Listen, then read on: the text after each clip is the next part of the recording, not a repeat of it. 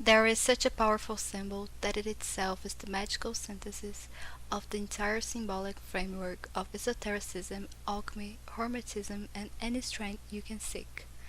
I'm talking about the Tetragrammaton, and today I want to tell you in detail all the parts that make up this symbol so powerful, and how you can use it in your life. So follow me to the end of this video because I'm sure you'll be surprised.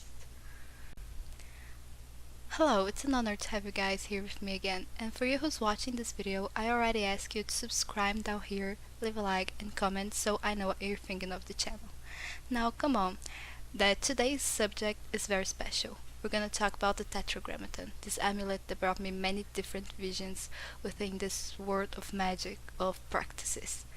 That is a symbol of protection, a symbol of power, and that is a philosophical, mercurial, and hermetic symbol by itself. It is the synthesis of esotericism composed in a single symbol. Many say it's not a symbol of God, so let's start by demystifying just that now.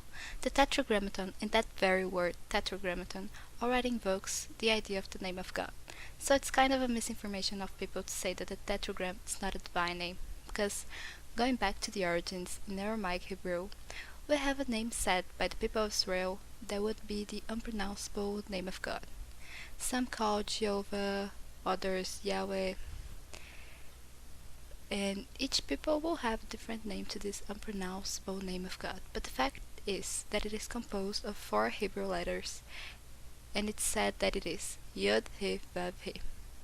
That's here in the composition in the video. And the pronunciation would not know, but it is the tetragram.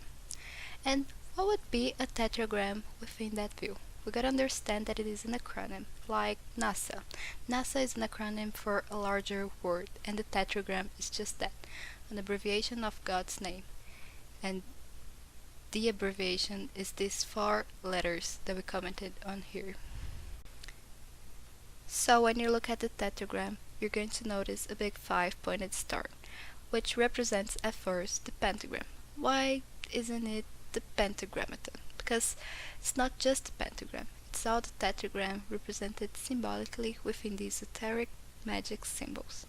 So, the pentagram with the tip facing up represents the ether, the alchemist substance on the 4 elements, the earth, water, air, and fire.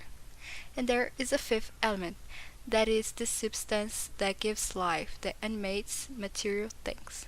It's like it's God's breath on the top of the claimant.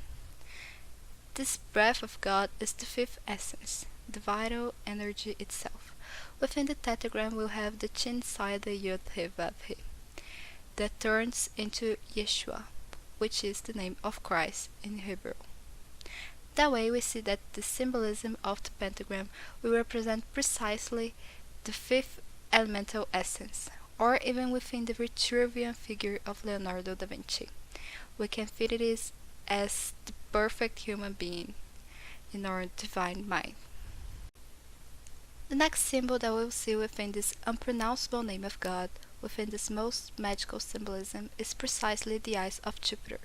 And when we see these eyes right in the head of the pentagram, we are sometimes a little impacted.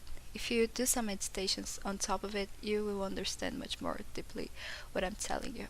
Jupiter is as if he were our great father. He is the regent in some traditions, brought as Zeus in the Greek tradition and as Odin in the Nordic. He is the great father of all mythology, but he is also the benevolence brought by the Kabbalah that receives from the tree of life. And the counterpart that we can see in the arms of the pentagram is the symbol of Mars, which will represent this vigor, this force, this martial rigidity. The opposite pole of Jupiter is precisely this Mars, that will form this polarization over the eyes of the Father who cares for us. That refers to about the gravitational orbit of Jupiter that also attracts all the asteroids and meteors that could possibly hit the Earth and all the other planets as well. And then, following the symbology, we're going to have Saturn at the feet of the pentagram. Saturn is the limit, is how far we can get. So these 2 symbols of Saturn forming these steps we represent classical astrology as the limit. After that, Uranus was discovered, getting tied to these innovations of own technologies and knowledge. So the idea of Saturn will represent to us in this more classical astrology precisely the idea of limits, which understanding through our steps we can reach in our personal understanding of a greater pantheon of our life. Now we will see the symbol of the sun and the moon, forming more or less in the middle this polarization of the male and female, the solar and lunar entities. Egypt itself will have Ra as solar entity, and the Thoth or Hermes Trismegisto itself as a lunar entity. So the symbology represents this polarization that will be connecting these great stars that govern our entire life, our routine and our cycle, and that also change the tides of our spirit, the tides of both planet and of our body and emotional state. In the central column of the Tetragrammaton, we will have the symbols of Mercury and Venus, completing this astrological symbolism. So, Mercury is the symbol of speed, of the fastest planet, and of Hermes, the messengers of the gods, the one who crosses all the constellations. That's why it's centered, permeating all the planets of the pentagram, and there it has Venus just below, forming this polarization as our reasoning, our intellect, and our artistic creative side, which will bring this complement. They together, in this image of the Tetragrammaton, will be composing the idea of the caduceus of Hermes, which begins in Alpha, near the eyes of Jupiter, and ends in Omega, at the base of the caduceus. Moving on to the next elements, on the arms of the Tetragrammaton along the symbol of Mars, there's the idea of Hebrew words, yhwh, on the right arm of the Tetragrammaton, representing Adam, and on the left side, Eve. And also we will have written around it Tetragrammaton. So what's that going to invoke? On top of the T, we'll have the numbers 1 and 2 representing exactly the polarity, the law that for something to manifest it needs to exist a contrast. We only know that there's light because there's shade, that it's hot because there's cold. Then comes the Tra, with the numbers 1, 2, and 3. That is the one that represents all the triads forming the trio strength, and can be Brahma, Vishnu, Shiva, Horus, Isis, Osiris, and finally Father, Son, and Holy Spirit, for example. To synthesize these triads, below we have a chalice, the Holy Grail of the Knights, that is the basis of the Grail. Where the Grail is held and the liquid is poured, it's the baptism of the heart. Just below, we have the gram and a staff that is usually divided with 3 marbles on the top and 7 subdivisions on his mast, representing that the one who carries the staff has to master its 7 main portals of the chakra, the 7 inner planets.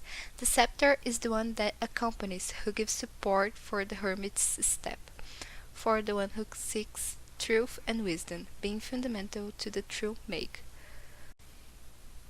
And under the pentagram in the letters Ma of Tetragrammaton, we have the sword on the bottle in a neutral position horizontally, representing this neutrality, and also the will, being the symbol of going forward, the sword that penetrates the veil of wisdom.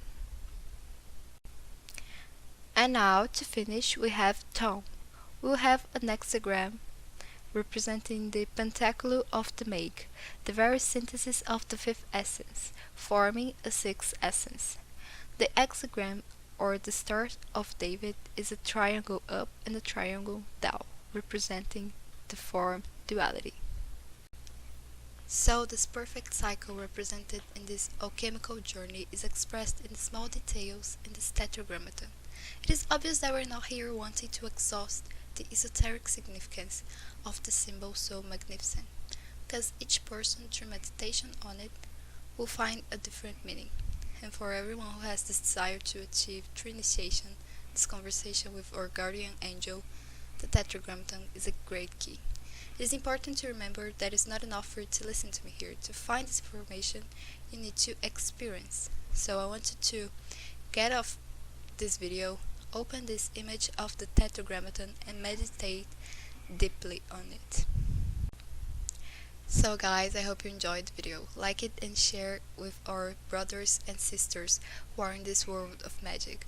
Also subscribe to the channel to help me on this journey of sharing my knowledge with those who need to open their mind, and also not to miss the next videos of the channel. Stay tuned.